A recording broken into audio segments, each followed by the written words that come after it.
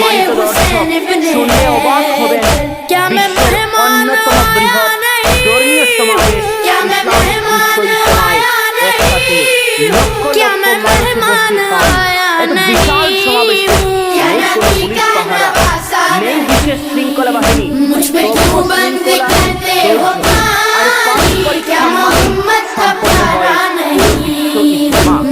আরো আশ্চর্যের বিষয় হলো এখানে নেই কোনো আলাদা VIP, নেই রাজামন্ত্রী, ধনী মানুষের জন্য বিশেষ ধনী গরিব ক্ষমতাবান সাধারণ সবাই একই কাতারে দাঁড়িয়ে একই আজানে সাড়া দেয়, একই ব্লাড দিকে মুখ করে মাথা নত করে। এখানে পরিচয় টাকা নয়, পদ নয়, পরিচয় শুধু একজন মুসলমান, একজন মানুষ।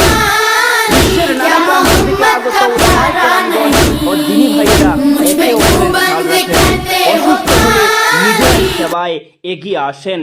এই শৃঙ্খলা কোনো জোর জবরদস্তি করে নয়, এই শৃঙ্খলা আসে ঈমান, তাকওয়া ও নৈতিক শিক্ষার শক্তি থেকে।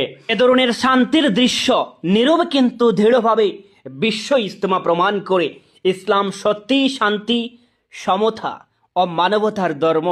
এই ভিডিওটি প্রচুর পরিমাণে শেয়ার করুন যেন শান্তির এই বার্তা বিশ্বের কোনায় কোনায় পৌঁছে যায়। ধন্যবাদ। সম্পূর্ণ ভিডিও